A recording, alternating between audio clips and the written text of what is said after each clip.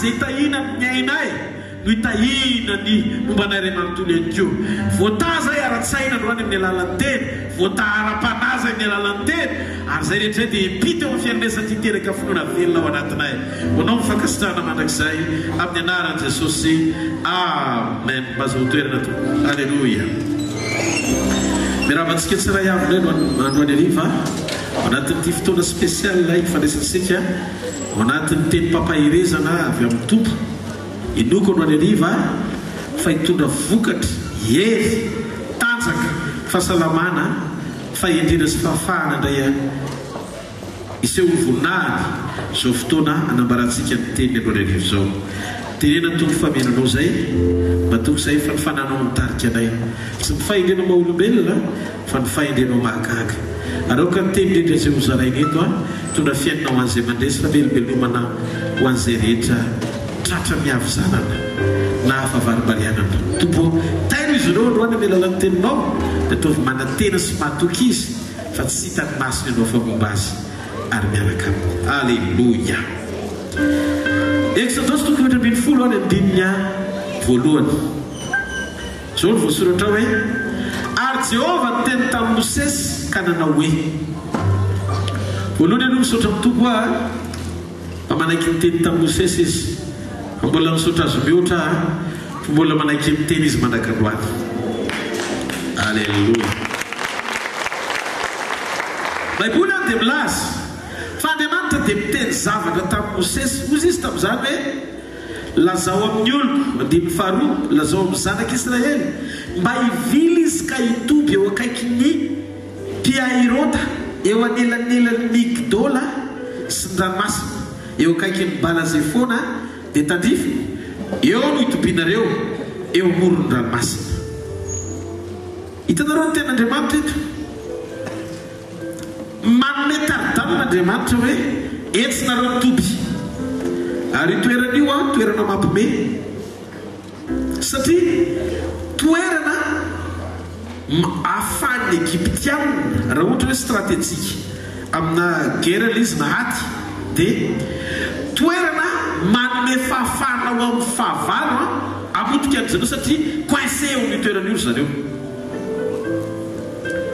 Zao no voasoratra tamin'ny folo dia fahatelo. Ary fanao ilaza ny zanak'Israely hoe azo tambertany izy ka voahidiny efika. Andininy fahatelo izy mitena zay nazavay tsara izy hoe toerana mampime nefa Jehova naniraka hoe eo nareo. Teteny aminao ry havana androany ariva amin'ny anaran'i Jesosy fa rehefa miteny Andriamanitra dia matetika ny zavatra tenenin'Andriamanitra zavatra mampime ny olona manantsaina. Andriamanitra zany tsy Andriamanitra ny lojika mitovy amin'ny olona. Ny olona manana ny lojika, fa Andriamanitra tena manana ny lalany sy ny lojika ary ny fitondrany ny fomba mahagaga tsy takatry ny saina ny olona. Ozy izy tamin'ny Mosesy lazao amin'ny oloko amin'ny zanak'Israely, midika fa raha toka miteny izy hoe tamin'ny lasa hoe zao tenenina amin'ny zanak'Israely dia mbola miteny izy mandrakandroany ary tiany ianao hiaino azy tsara. Tiako milaza amintsika fa ilay finoana miasa tamin'izany ihany mbola finoana miasa mandrakandroany satria ilay Andriamanitra miteny tamin'izany ihany mbola miteny mandrakandroany. Ary za mahita fa raha nahomby Mosesy satria miteny tamin'ny Andriamanitra tsy maintsy mahombytsika satria miteny amintsika ihany koa Andriamanitra. Alleluia. Miteny marina aminao fa tsisy Andriamanitra miteny zavatra takatry ny sainao zany. Raha misy olona milaza fa miteny an'Andriamanitra izy nefa tsy miotra mikajy, tsy Andriamanitra no miteny taminy fa ny sainany. Rehefa Andriamanitra zay miteny aminao izy ka milaza zavatra aminao, miomana hihaino zavatra tsy takatry ny sainao. Ary mambadika izay tsy takatry ny saina izay efainy no miseho ny atao hoe fahagagana mampitantakolaka ny mpitazana, mampivigivina ny mpijery ary mampanaky ny mafiatoka tsy marety. Alleluia. Ny profo ny fiasan'Andriamanitra omaly dia azo tarafina amin'ny fiasan'ny androany. tena tiako ny fiasan'Andriamanitra tamin'ny Abraham faly nahita ny fomba any Mosesy tena varinana tamin'ny sy varina sy mivanaka nahita ny fiarovana ny sadraka sy miasaka sy Abednego fa niprofo nanao zavatra goavana tokoa izy tany aloha fa tsy angano ny Baiboly dia azontsika tarafina amin'ny zavatra ataony mandrakandroany amin'izao vanim-potoana iainantsika izao zany. Alleluia. Jenareo ny andimy faharoa sy andimy fahatelo ozy izy lazao ny zanak'Israely mba hivily izy ka hitoby eo akaiky mpiairota eo anelalela Migdola sy Ranomasina eo akaiky mibalaze foana dia tandrifo mitopinareo eo amoron'ny ranomasina dia Farao ary Farao ilaza ny zanak'Israely hoe azo mitambery tany izy ka vohidiny mihefitra. Jenareo ny zavatra attention zao nefa hitako ny aza vely fantoka amin'ny fanesoan'ny fahavalo be kaja ny sainao fa ninona zavatra mitranga tia ny fahavalo atao sy lazay momba anao sy ny fiainanao ray manontolo dia zavatra tsotra nytiako tenenina aminao atao fotoana faratapiny hahafaly anao indrindra eo amin'ny fiainana ny fotoana andrenesanao an'Andriamanitra miteny aminao sy ny fahatsapanana ananao ao anaty ny fandiananao sy fitoeranao ny sitrapony tanteraka. Allô tsy mampaninona zay lazainy devoly sy ny fanesony fahavalo fa rehefa nahita ny toerana metran'Andriamanitra ny zanany izy ohatra hoe toerana vohidiny mihevitra zany dia nanomboka ny teny Farao hoe fangaro volontambery tany kina mitonatonanana eo zavatra zany kanefa dia zao Andriamanitra ny teny tamin'ny lalan'ny Mosesy hoe oka ny zanak'Israely hitoby eo akaiky mpiairota eo anelanelan'ny Migdola sy Ranomasina eo akaiky mibala zay foana zay eo amoron'ny ranomasina. Andriamanitra no niteny an'io taoriny tenin'Andriamanitra an'io nanesy me zanak'Israely amin'ny fahavalo satria nihevitra zareo hoe azo mitambery tany izy tsy manana ny tokony ataony izy vohidy eto amin'ity hevitra ity nefa ranondreo ohatra zany akotra amin'ny andron'ny Josoa mpanompon'Andriamanitra. Josoa mpanompon'Andriamanitra dia nahazo taridalina fa tsy maintsy miodidina impito amin'ny Jeriko izy ary amin'ny farany amin'ny andro fafito farany sy le fafito iodinany farany niorakoraka mafy izy nitazana ny manantsaina dia mieritreritra hoe vontambery tany tsatratra ny sakotobanina fa rehefa nioraka izy naraka n'ilay taridalana nidina tan'Andriamanitra nirodana manga seho ny voninahit'Andriamanitra. Misy karazana tolotsaina omen'Andriamanitra ohatra ny adaladala na misy heviny ara-panagoavana be ao ambadik'ilay izy. Teto nahitako an'izany hoe sarobidy miainan'Andriamanitra zany mila mianatra tsika isanandro tena miainan'Andriamanitra manaiky izay lazain'Andriamanitra satria ny sekolin'ny fiainana sy ny fahafahanao mandeha sy mampiatry araka ny fahendrena maha-olombelona zavatra tokony atao ndrao diso manapahakevitra ianao anao zay tsy tokony atao amin'ny fotoana tokony anaovanao zay tokony ho atao. Ohatra nisy fotoana nasain'Andriamanitra nandehandeha manodidina ny n'Antananarivo joro vavolombelona androany vao renao zao zany vavolombelona tantara-piainako zany ny tetrotendromboatra avy manodidina n'Antananarivo dia nasain'Andriamanitra mivavaka ny tetrotendromboatra zay matazana n'Antananarivo rehetra atsimo avaratra andrefana atsinanana maraina niange maraina aterina amin'ny fiara niakana tendromboatra mivavaka manao délivrance ny tamin'ny tendromboatra dia isanandro isanandro nandritra ny rovolana vao tapitra ny fanderan'Andriamanitra amididina ny tanàn'Antananarivo tsy mihinan-kanina maraina mandraparivo any andro miala maraina arivo vao mihinana fadianina sady mivavaka eny tendromboatra dia Andriamanitra hoe fefeo manodidina ny tanàna dia joroso ny tsofa rano azy atao fahirano ny fanamangeja ao io tanàna io aniraka anao aorinan'izay anafaka azy. Alleluia. Raha nisy olona zao nahitan'izany dia me fa inona hoe ianao misy sasany moa tena nanakivy mihitsy fa ngay ianao ka amin'ny asa ny mahatonga anao mandany fotoana tendromboatra tsy ianao reny hoe pastera maty aminy fa maninona ianao makena tendromboatra ao anatin'ny rovolona mandany fotoana eny tsy fatao hoe teny taniko Andriamanitra tsy ka mitsaratana zay tena.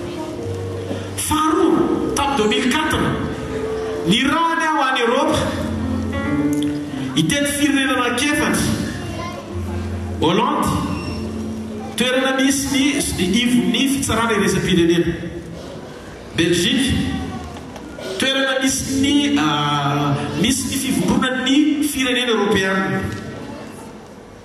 Italie toerana misy ny foiben'ny fiangonana katolika iresa-pirenena France ivitoeran'ny firenena miteny frantsay reo firenena efatrao ohatr'izao nasan'Andriamanitra nataoko makanesa amin'ny toerana anankiray anao dia misolo le toerana dia live mitany amin'le toerana hoety manaraka anao dia rehefa tonga ny Madagasikara ianao dia velaro tsy dia ataovy ao anatina plateau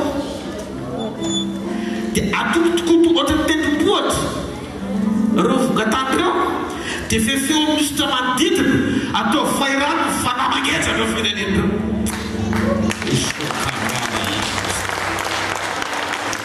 eritrereto miaraka zay sy pasteur John nandeha rehefa nandeha zay sy pasteur John miaraka zava-mahagaga ny zavatra mitranga tompo tsy ho vity ty resaky ty raha tsy andehanana TGV tsy vita ray volana zany zavatra zany ahoana tompo miditra ao anaty ascenseur zay zareo no mahita vanompy eo amin'ny tombotra sokafako rindra zareo tsisy mahita lesy raisiko lesy tonga dia mifray anay complet Alléluia afaka andehanana TGV mandeha manatanteraka le iraka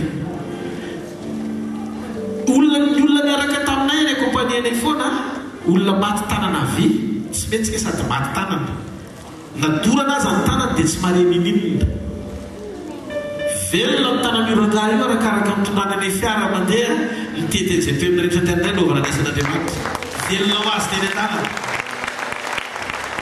Alléluia anaty TGV ndray zay ho any Hollande vao miditra ao anaty train ianao sady tsy miteny anglisy tsy miteny frantsay le olona fa miteny amin'ny teny tsy fantatra dolo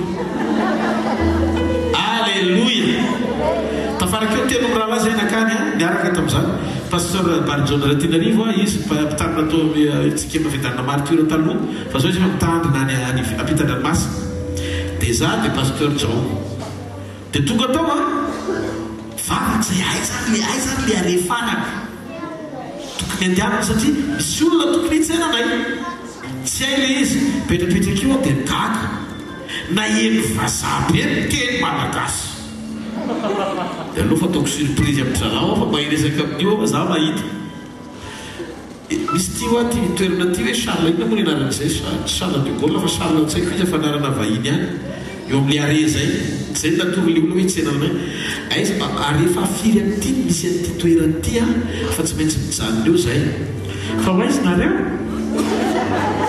ho any Hollande zay dia misy olona tonga resaka teny gasy io zao samy resaka teny malagasy zay izy ay fa inona ny andanonareo any ny ankanesanay aty ho dia ny rahan'i Jesosy zay hitovy filazantsarany Kristy na nomboka mitoro tamin'io vehivavy io priko ny tenin'Andriamanitra izy vita ny resaka teo tena teneny amin'izay azo ny adresy tia pasteur Jao amin'izay tatorina aseka hoe miteny amin'ny fiteny aty fa rizy zay sy pasteur Barjo zareo zany maheno ana teny amin'le fiteny pirenen'le olona nefa za maheno an'le olona miteny malagasy teo natsapako hoe mananjavatra ato anatiko ato fa mila ampiasaina fotoana le izy Alléluia atsakatsaka tanan'izay mena zao tiako tenenina aminao misy are-pasoavana ho anatinao rehefa manaiky andeha eo ambany direktiva n'Andriamanitra ianao teo nananako fahatsapana fa mitoerana rehetra tsy very mandeha zany lehilahy n'Andriamanitra ary ny ran'Andriamanitra fantatro ny lanja ny tanana goavana be amondamoso manona sy manosika any amin'izay rehetra mehako possible ary matoa tonga eto mijoro milaza aminao hoe io kahanao io possible dia manano moa fanantenana fa tsy vizany zany ianao tsy raha arak'izany toenao Alléluia manana Andriamanitra mahery sika tsy mahareteka ao an'Andriamanitra Alléluia problema be teo amin'ny fiainana Egyptiana. Ny Egyptiana nieritreritra hoe fizany eo ranomasina mena amin'izay raha eo ny fiafarany reto zanak'Israely reto satria tratrany tameritany izy izany hoe verisaina angamba rehetraretra. Alleluia! Tsy voatery ny olona rehetra no ahazo na atakatra ny zavatra sain'Andriamanitra ataonao. Amin'izany be dia be ny olona no teny ratsy. Inona koa ilay pasteur Rodolphe fa mahatonga azy mandeha anio te hitsangatsangana izy. Fiteny tokony mbola kanesana azy fa amasahana ny eto. Tena zao lazain'i Jesosy tamin'izay tadidiko tsara. Hoy izy hoe anaka aza mierika ianao fa mijery lavitra. Raha afaky ny hainao atsara ianao dia tsy andeha izay lazainy ny aviany ao aorianao. Taddio fa ninona endrika misy eo am-panompona fa ninjehana teny ratsy fanaovana tsinotsiny fanendrena. Toy izy Jesosy mijery tsara ataovy izay saiko ataonao mba marenina amin'ny fotoana hitenena ny mpanamafy. Tadio fa reny olona rehetra manambany anao reny dia mahita anao fa ambony ianao dia tiano sotonina midina. Zay ny dikany hoe manambany efa ambony ianao zany fa sotonina midina. Azany hoe manambany rehetra ianao zany any ambony dia tiano sotonina midina. Fa ny olona manambony ianao indray ohatrany hoe manindrahindra anao avy any ambany ianao avy any ambony izy non azafady zao izy ny olona manambany ianao dia mahita fa ambony ianao dia tiano sotonina midina. Fa raha manambony ianao izy dia mitoetra eo ambony misitona anao hiakatra. Zany hoe mitoetra zany dia marika hitarafana amin'ny toerana. Toy izy Jesosy aza mierika fa mampienjera ny ampiasakazahany zany. Aleo mibantsina ny tompo mandrakariva miandrandra dia mahita azy manao zavatra mandrakariva koa. Hoy izany manomboka androany ariva aza variana mierika jere lavitra jere vany aloha fa ny fiafaranao tsy ho ratsy fiafara zany ianao miaraka amin'Andriamanitra. Reko Andriamanitra ny teny ozy izy amin'ny tapataona faharoa anatin'ny calendrier lanitra misokatra ho anao ny anjara voatetry mahafatondromaso anao. Enemana Elizabeta ny navoakan'Andriamanitra tao anatin'ny fahamombany ny vanginy Maria voalatsambany Elizabeta ny teny hoe ary efa andray enemana ny kibony tapataona faharoa zany. Alleluia! Andray enemana ny kibony dia izy hoe efa nahafatondromaso Andriamanitra. Toy izay izy tamin'ny Habakoko io tena nitaona ny olona ny asanao. Hitanareo isaky ny misy révélation shibrase contraria ozy izy Andriamanitra eno tsara ny zavatra aseony ho amaritra ny zavatra ataony. Maniry ozy izy mba hoambinina sy ho salama zona fahatelo dia ny faharoa amin'ny zavatra rehetra ianao tahaka izay nambinana ny fananao tahaka izay nambinana ny ainao le izy sol fa tsy spirit amin'ny teny anglisy ny aina ao amin'ny aina no mitoetra ny saina fihetsepo sy ny fanapahan-kevitra. Dikan'izay ny fanambinana ho hitana masonao dia izay voasambotra ny ainao avy amin'ny fanambarana avy amin'Andriamanitra. Inona no maritra ny fandresentahatra izay voasambotra ny ainao maritra ny sainao fanapahan-kevitrao sy ny zavatra ho ataonao. Allô kizao ny fanambinao azonao zany dia misy fandraisana amin'ny révélation voarainao tafiditra ao amin'ny ainao le izy. Zay vao tanteran'Andriamanitra ho fiainanao le izy. Dia Andriamanitra vao niteny an'io be dia be ny zavatra votsitra tato anatiko. Ohatrany tsy nahoako intsony hoe inona ny zavatra hitany maso sy zavatra iainako ny fomba ary tsy ampahitanana. Dia anadino ro tontolo sakana rehetra tsy afahako misitraka an'izany teny mahafinaritra loatra avy any amiko zany. Satria fantatro fa ho amin'ity tapatapany taona ity raha fitahiana ohatry ny taiko hitako hatramin'izay mba hanomboka hitany ankikelika sy eleosy. Alleluia! Inona izy Andriamanitra tsy mivazivasy hatramin'izay ka mandraka androany tarika sedigana rehetra amarino fiainako zay zavatra lazainy rehetra amin'ny fomba tsy takatreny saina. Za tenteny ho an'izay mifantoka rehetra amin'ny fidirana ny tapataona faharoa ty miomana ahita an'izany atao hoe tanan'Andriamanitra miasa. Ary io no zaraiko manao ny arivo. Io no zaraiko manao ny arivo. Point anankitelo lehibe no zaraiko aminao atonga anao tafiditra ho isan'ireo olona ahita izany atao hoe tanan'Andriamanitra miasa. Misy tanan'ny avo miaraka aminao. Io tanana io tanana invisible. Tsy tamaso le izy fa tokony hita ny vision-nao le izy. Mahasaram-panany tokony hita le izy. Roshakayamo santodiplasika seledi. Farao ny antsika zanak'Israely mafy nihevitra miampahory azy izy ireo. Adino farao tamin'izany fa zanak'Israely neka zanak'Andriamanitra. Exode 3:15. Tsy ry ty zavatra nitranga anankiray ty. Ary Jehovah nanamafy ny fony faram-panjakany Egypte dia nanenjika ny zanak'Israely izy. Dia jereo amin'izay tapany faharoa virgule na dia tamin'ny tanana avo azy no mivoary. Sondriny ry farao manao ny tsy fanao niaraka tamin'ny amafisa-po tsy misy fahatsara-panahy. Tsy fantany fa misy tanana avo miafinao ambadiky ny fivoahany zanak'Israely. Ary io tanana io tiako ny sondrina no any arivo. Io le tanana mbola tsy nahita fahareseny zany mihitsy hatramin'izay ady rehetra natreny.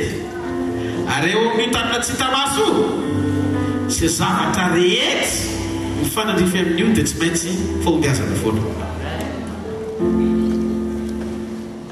Tanana tsy mila miady akory izy io fa mandresy.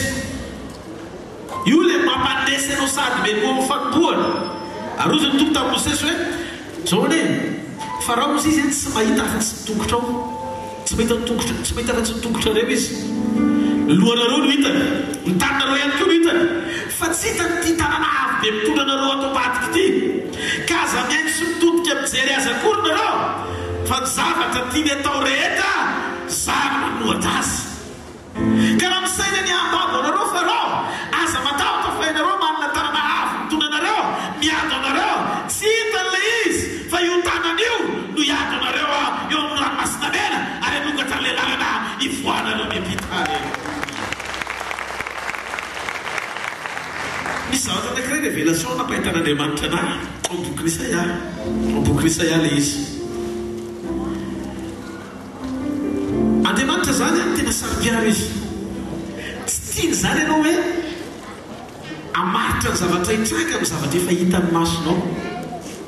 Misy zavatra nomaniny tsy hita maso eny an-tanany, fa amin'ny fotoana anankiray hitsaranao miantika ny ranomasina mena sy ny Egiptianina ao aoriana. Tsisy nina azonao atao intsony satria voadidina ianao. Zavatra anankiray sisany malalaka lanitra miendrandra dia mitaraina ianao ny farafanantenako. Ny tananao no andrandraiko fantatro fa tsy rery miaraka aminao.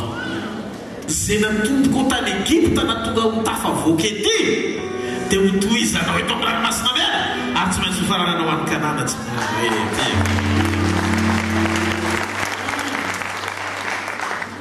ozy izy raha misainy ambabo anareo farao dia aza matahotra. Ianareo manana tanana avo mitondra anareo sy miady anareo. Tsy hitan'le izy fa miady mangina ho anareo le izy. Farao nahitany Mosesy mahita ny zanak'Israely fa tsy nahita ny tanan'Andriamanitra avo izy.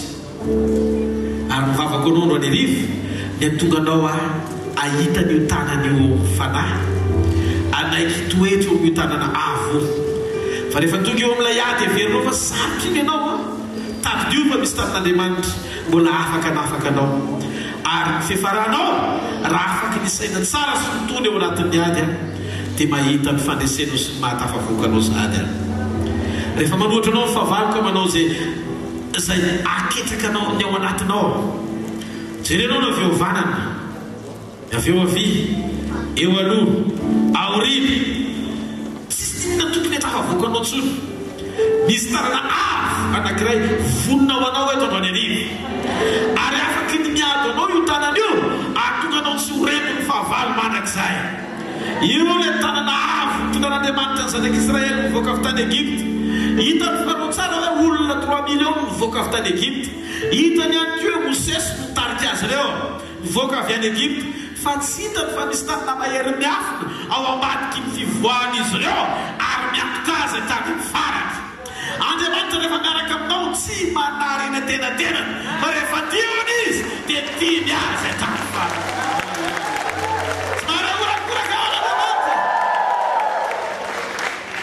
Halleluja! Io tanana io le mamatsy volanao amin'ny fotoana matapaka anao. Io tanana io le manome fifalinanao amin'ny fotoana mahaverevitranao. Io tanana io le mamalitapaka amin'ny fotoana rehefa sokafanao ny firavoravonao banjina ny fahalebiazana sy ny fahaiza-manao. Zaranga tena tiako mba izy tehaka mafy. Halleluja! Halleluja! Io le tanana tsy misy maharesy ary mitondranao aomby mandrakarivo. Zay le voasoratra amin'ny Isaia 7:7 hoe raha izany miasa Mozisy, iza no asakany ary tsy misy marombaka amin'ny tanana. Exode 20:7 zao no voasoratra ao. Ary rehefa dia akaiky Farao tena tompony zanak'Israely no masony. Ndreo ny Egyptianina taminy antsika azy raiky tahotra indrindra zanak'Israely ka nitarahina tamin'i Jehovah. Mety mampatahotra ny tanomasinao fa aza atao mampangovotra sy mampitolefika anao akalaza ny sandin'i Egypte. Miandrandraha any amin'ny lanitra fa misy fanantenana hidinao, misy fanampiana hidinao anao. Tiaka rehefa tsy tiany zanak'Israely inona no atao satria mitodika aoriana izy ireo feno Egyptianina. Jereny fa ao daholo ny Farao, banjina anaondray izy ranomasina mena. Amin'ny maha-olombelona tsy misy antenana intsony, tsy maintsy ny lanitra ny sisa dandraina amin'ny fitarainana.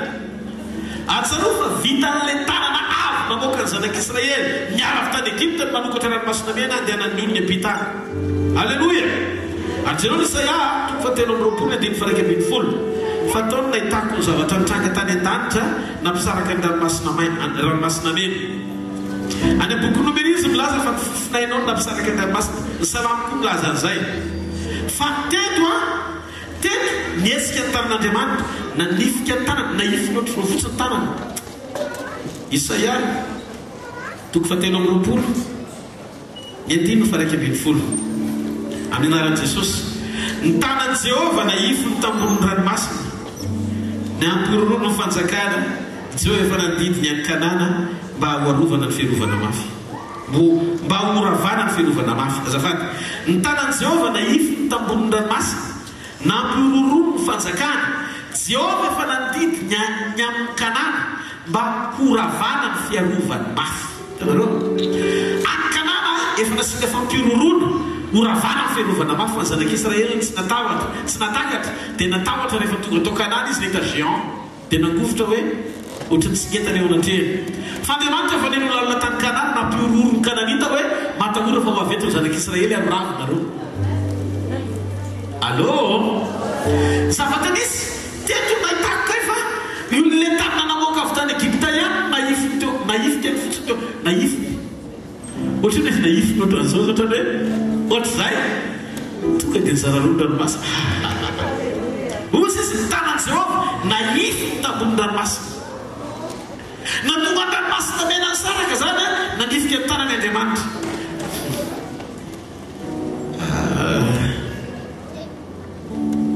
Ary mahafantatra ve io tanana nanifika fotsiny dia mampizara ranomasina no any, le tanana mipetraka manesitra cancer, le tanana mampahiratra ny masonjano, le tanana afaka ampandreny marenina, le tanana afaka ampiteny mona, le tanana mambadika ny fahagagana, le tanana manosika eo amin'ny fisandrantana, le tanana manafaka tondromaso ary le tanana mampiditra anao amin'ny fampahitana fity, tanana mitondra anao any amin'ny fahavokarana, tanana manalatra anao any amin'ny Halleluja! Halleluja! Io tanana io no nariva ny velona ho anao. Io tanana io no iasa mahero anao no nariva. Io tanana io moa izy amin'ny Baiboly dia tanana miasa ho amin'ny fiarovana. Jereo bokony Joba. Joba toko voalohany ny andimy fahafolo ka hatramin'ny andimy faharoa ambin'ny folo. Ozy izy hoe tsy anao va ozy izy manao fefy manodidina azy sy manodidina ny tranony ary manodidina izay nanandrehetra mitahinao ny asan'ny taniny ka manenika ny taniny ondry amanombony. Fa injiro ake ny tananao ka tenindreo zay nanandrehetra raha tsy andahanao eo masonao azy izy dia ohatry eo tamin'ny Satana zao a ino eo tananao izay nanandrehetra fa ny tenany any no aza mijeranao tananao dia nivoaka Satana ny ala tao anatreny Jehova. Hitanareo voafefy ny tanan'Andriamanitra ny fiainan'ny Joba tsy afaka nitiny dia voly kasika azy voanesoan'Andriamanitra ny tanany dia nomeny ny tanan'ny Satana amin'izay Joba reny fandravana reny ireo zavatra mitranga teraka fandravana fanakorontana fahafatesana faharavana ny fiainanao reo tsy tanan'Andriamanitra zany ny ao ambadika io fa misy tanana mila fananarana ao ambadika io roanymarainandroany satria amin'ny fotoana ny verenan'ny tanan'Andriamanitra tao amin'ny fiainan'ny Joba tonga dia avroeny ny zavatra mitranga tao amin'ny fiainany tao ren'izay. Satana tsy nahita irika mitsy amelezana Joba satria teo amin'ny Joba mandrakariva ny tanan'Andriamanitra. Dikan'izay tanana mampisy fiarovana androany hariva hitako ny tanan'Andriamanitra hiaro ny ainao hiaro ny fiainam-piangonanao hiaro ny fanananao ray manontolo hiaro ny fanahanao hiaro no manao ray manontolo tsy azo ny Satana kitiana manomboka androany amin'ny anaran'i Jesosy. Alleluia. Ezra favalo andiny fanaiky amin'ny telopolo dia nala teo amin'ny ony avy zahay tamin'ny andro faharoa ambin'ny folo tamin'ny volana voalohany baka any Jerusalema ary ny tanan'Andriamanitra iny mombanay ka izy namonjanay tamin'ny tanany fahavalo sy mpanolofika teny an-dalana izany hoe narovan'Andriamanitra izy raha teny an-dalana tamin'ny tanany mahery. Amen. Jereo tetry fa voavatany voaniana teo amin'ny fiainan'ny Joba ny tanan'Andriamanitra dia teraka sy mitranga teo amin'ny fiainan'ny faharavana fiarovana avy ny tanan'Andriamanitra. Faharoa tanana mamaly ny fahavalo le izy volaza ihany koa fa ny tanan'i Jehova namely ny Filistina tamin'ny andro rehetra niaina ny Samuel. Tamin'ny andro rehetra presizena mihitsy hoe rehefa teo Samuel dia miaro ny Filistina rehetra ny tanan'i Jehova. Dika fa ny tanan'i Jehova dia tsy mialo eo mpamina ny mpanompony, tsy mialo eo mpamina ny mpanompony ny tanany.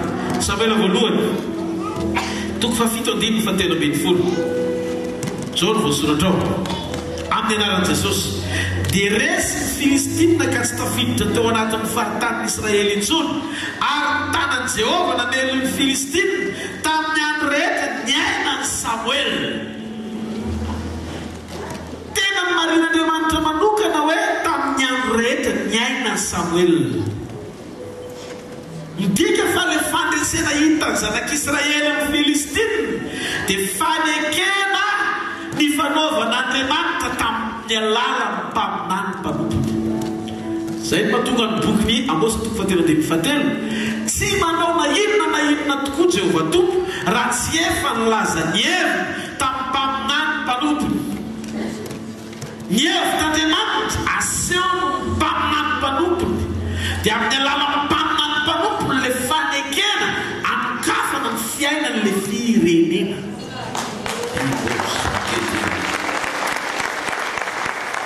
Tsy mampanino fa afaky mijoro Andriamanitra teo amin'ny Israely ampiavaka ny olona zay mino azy sy manompo azy. Teo mbavadiny Samaria rehefa nijoro Elisa mpaminany naminany fa hivadika ny ekônomia manomboka rapitso maraina. Androany no sary faran'izay lalina rapitso maraina tonga dia fahavokarana faran'izay entana indrindra. Tsy nino le olona mpanao kajo mahay teo akaiky ny mpanjaka nahita ny masony fa tsy nisitraka izy fa le fahasoavana rehefa tenen'Andriamanitra dia tsy maintsy hitranga amin'ny fotoana le izy. Ary za mahita fa misy fanekena raha-paminanina ao anatin'ity iraka ity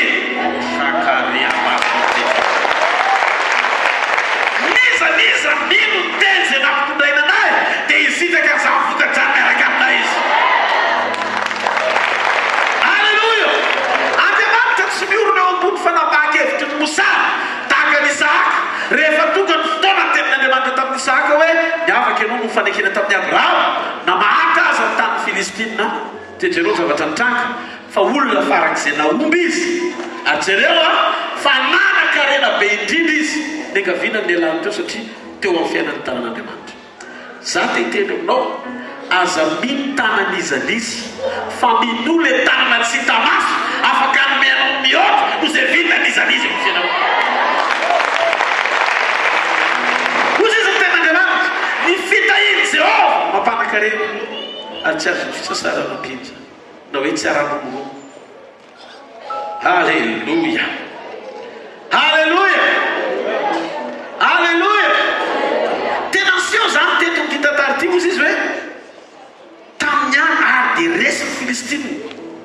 Za zany nahita tao anatin'io teny io lasa lavitra be ny saina. Io zany no dika efa tsy hoe ny mpanjaka ny mahery na miaramila Israely no mahomby fa le tanan'Andriamanitra teo mpaminany no mbola mamaly niasa mahery tamin'izany fotoana zany ary zany nianto ny fanorena ny asa fanompona amin'ny alalan'ny apôstôly sy ny mpaminany tsy maharety. Satria misy kiosy canal tsy azonao hitovirana rehefa hiasa amin'ny fiainanao Andriamanitra dia zao manembolo izy eo amin'ny fiainanao. Mpaminanao zao tsy tokony ampitovizinao amin'olona ordinaire, ny olona tsotra. Tsy mitovy amin'ny mpiara-miasa aminao io, tsy mitovy amin'ny lehibe anao na iza na iza ary teteny hoe tsy mitovy na dia amin'izay tokony ho fanajanao ny mpitondra anao azy satria représentant an'Andriamanitra sy ny fanjakana eo amin'ny fiainanao. Allô, ny mpaminany eo apetaka Andriamanitra ny fiainanao ny source loarano fiainam-panahinao ny ankapobeny satria isaky ny tanao Andriamanitra dia misy fanekena miampita avy aminy korina eo fiainanao. Misy ny azonao mivantana fa misy ny fefen'Andriamanitra raha tsy amin'ny alalany. Jereo fa manin'Andriamanitra no teny resy Filistiny ka tsy tafiditra teo amin'ny faritany Israely intsony ary tanan' Jehova namely ny Filistiny tamin'ny andro rehetra ny ainan'ny Samuel fa tsy hoe ny ainan'ny Davida na ny ainan'ny Saoly. Tsy ry zalahy zany mahery vaika ao anaty ady fa ny fanekenao ny mpaminany no ny rehetra nampandesy azy. Ny tanan'Andriamanitra zany mora hita eo amin'ny fiainan'ny olona fandray am-panahy amin'ny mpaminany.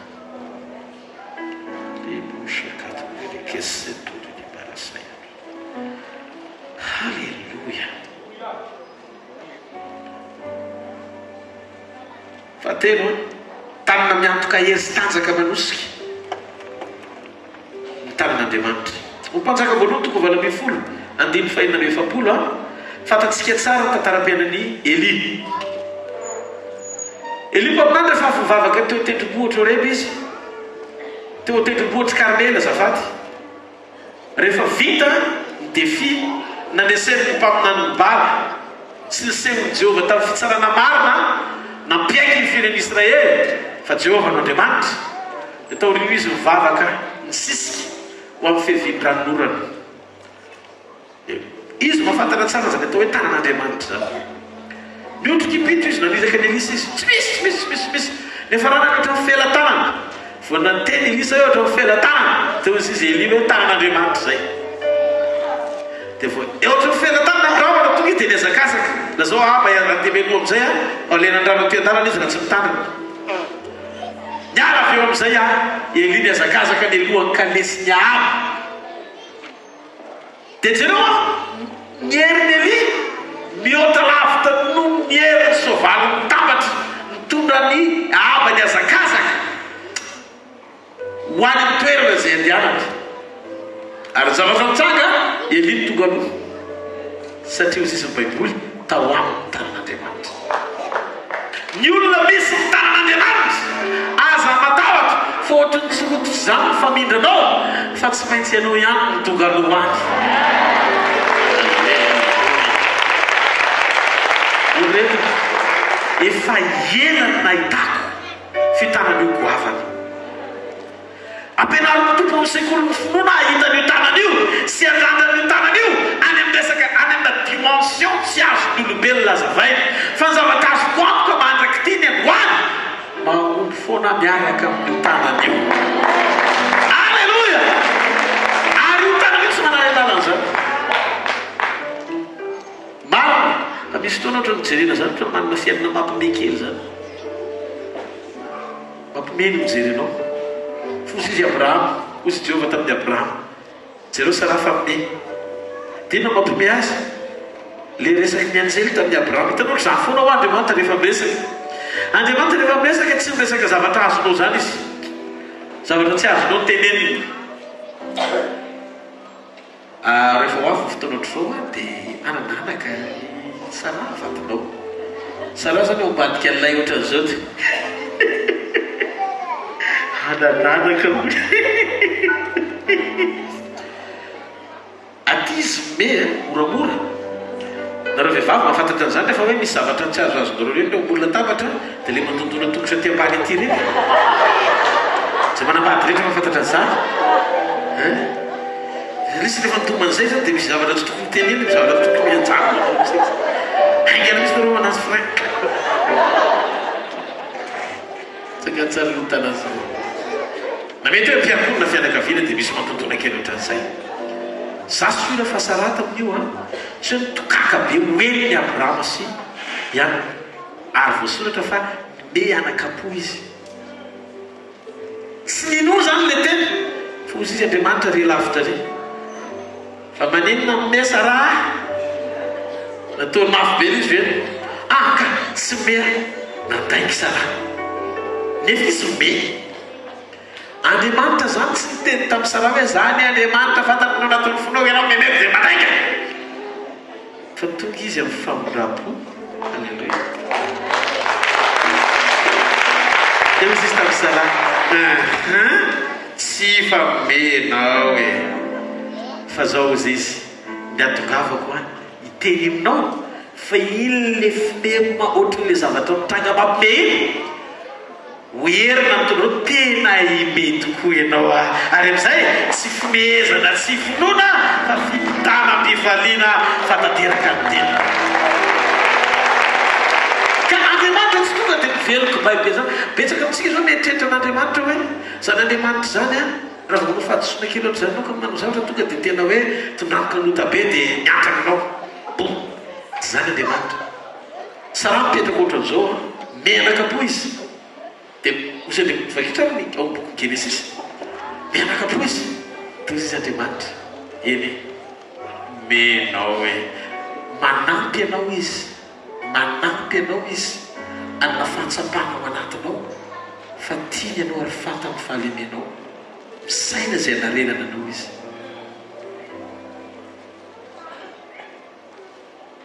Teto mahitako hoe ny fitiavan'Andriamanitra tena fitiavana goavana, fitiavana mihoatra, fitiavana mitosaka, fitiavana avy amin'ny Aba. Halleluia! Talohany io Andriamanitra ohatrany hoe talohany io zany Andriamanitra ohatrany hoe mampatahotra be zany. Izy juste izy marina mahitsy izy tsara tokoa izy ampamindra foko izy. Zao amin'ny Andriamanitra azy dia misy fitsarana ny an-tanany. Fa ny toepony tsy mpitsara izy. Natongava amin'ny nofo efa fantatrao izay nitakiany Jehovah aminao ianao ny marina tia famondrapo ary anaraka an'Andriamanitra ao fanetre tena. Zany hoe toetra zany dia manambara ny alehiben'ny fitiavana rehefa tonga nofo izy. I Abrahama niainan'izany voalohany. Mahavariana misy ny feran'Andriamanitra tamin'ny Abrahama.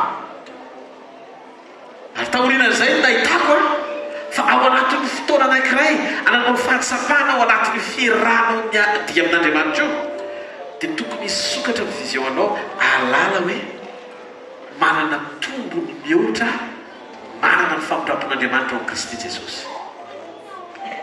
Rehefa nateraka indray ianao ka nandray an'i Jesosy dia fantaritra fahamarinana lazaiko aminao ity ro tombontsoam-pahatsarana rehetra izay nomeny ny mpaminady, ro tombontsoam-pahasoavana rehetra izay nomeny ny mpisorona tany aloha dia efa nampijoroany ianao androany ho fanjakam-pisorona sy firenena nalainy ho an-tenana anehoany ho fahatsarany velona mandehandeha hita maso eto ambony tany.